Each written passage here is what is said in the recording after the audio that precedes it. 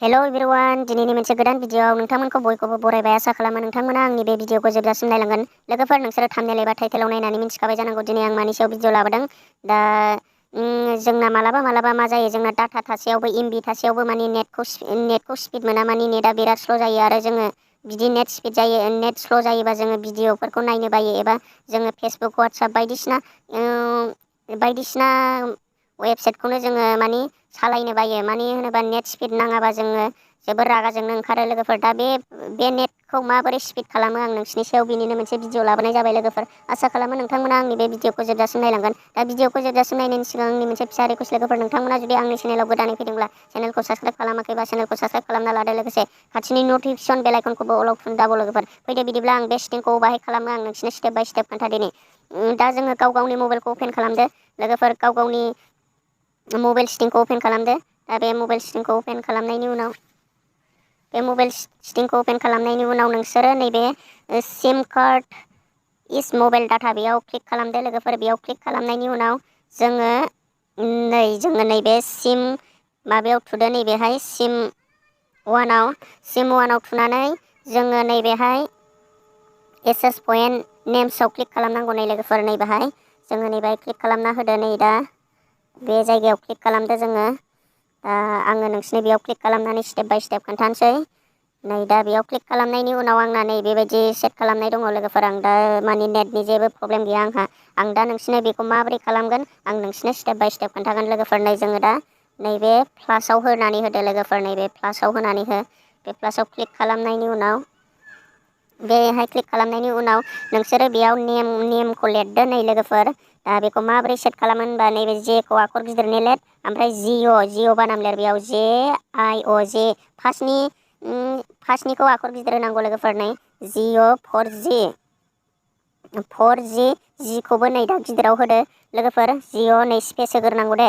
जिअ 4G बे 4जों Gजोंखौ गिदिर होनांगौ। लोगोफोर, बिनि उनाव स्पेस होबावदो, मेक्स होदो। नैबे MEX मेक्स होनानै नैबाहाय 2 होनानै नैबे 2.0 जिअ 4G मेक्स 2.0 नै लोगोफोर, बेबायदि होनांगौ। बे नेमाव जोंना बे मेन्स जाबाय। बेनिफ्राय नैबे APN आव जोंहा लिरदो नै जिअ नेट, बेयाव जोङो जिअ नेट लिरनांगौ। नै लोगोफोर, जिअ नै दा बेखौबो जेखौ आखर गिदिर होदो। जेखौ आखर गिदिर होनायनि उनाव बे आइखौ फिसा होदो, ओमफ्राय बिनि उनाव होदो। जिअ नेट, बेखौ नैबे एनखौ आखर गिदिर होदोलाय, बेखौ आखर फिसा, ओमफ्राय टि। जेरै आं होदों बिदिनो होनांगोन। लोगोफोर, होनबासो नोंसोरो फुल नेट स्पिडखौ मोनगोन। लोगोफोर, दा जिअ नेट बिदि होनानै नैबे EPN जाबाय प्रक्सि, बेखौ जेबो होनाङा। नैबेखौबो जेबो होनाङा। इउसार नेमखौबो जेबो होनाङा। पासवार्डखौबो जेबो होनाङा। लोगोफोर, पासवार्डखौबो जेबो होनाङा। MMSC खौबो जेबो होनाङा। लोगोफोर, नैबेहाय नै जोंना नैबे सार्भारा थालांदों। नैबे सार्भाराव जोङो होनांगोन। नैबे सार्भाराव जोङो दा मा लिरनांगोन, नैबेयाव www.geo.com होनांगोन जोङो। बेयाव दा geo.com। लोगोफोर, बेयाव स्पेस होनाङा दे। नै आं दा बेयाव स्पेस होआखै, मानि फुल लिरजोबलांनांगौ खेनसेनो। नैबेयाव स्पेस होआखै आङो। ओमफ्राय नैबे MMSC आवबो जेबो होनांला। दा बेयावबो जेबो होनाङा। MMSC प्रक्सियावबो जेबो होनाङा। ओमफ्राय नैबे MCC आव जोङो मानि जेरै दं बिदिनो थानो होनांगौ। बेयावबो जेबो होनाङा जोङो। एटेन्स टाइप, बेयाव जोङो नैबेखौ सेलेक्ट खालामनांगोन। नै लोगोफोर, PAPC खौ सेलेक्ट खालामनांगोन जोङो बेयाव। ओमफ्राय नैबे EPN टाइपआवबो जोङो जेबो होनाङा।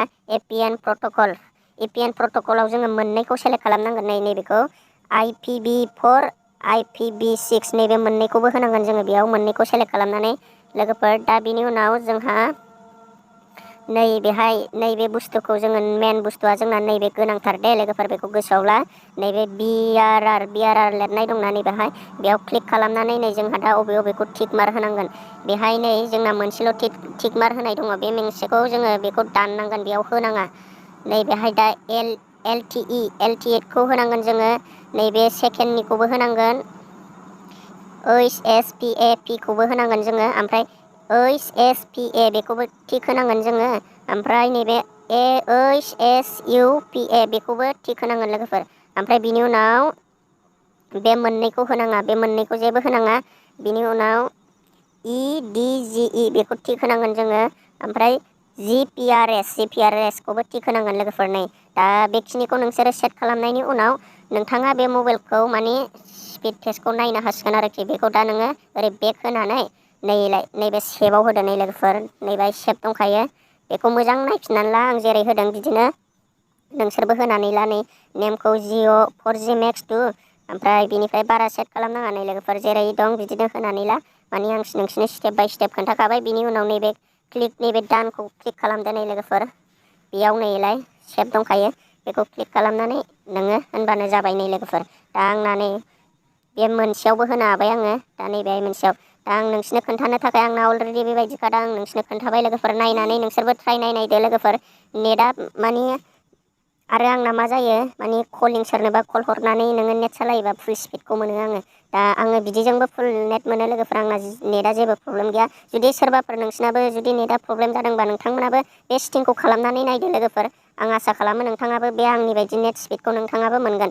दा जियानो जा लोगोफोर, आं भिडिअखौ बेखिनियावनो दोनथ'नाय जाबाय। आसा खालामो नोंथांमोना आंनि भिडिअखौ मोजां मोनदों। मोजां मोनदोंबा लाइक खालामदो, चेनेलाव गोदानै फैदोंबा चेनेलखौ साबस्क्राइब खालामदो। दा नेक्स्ट भिडिअआव लोगो मोनफिनगोन लोगोफोर।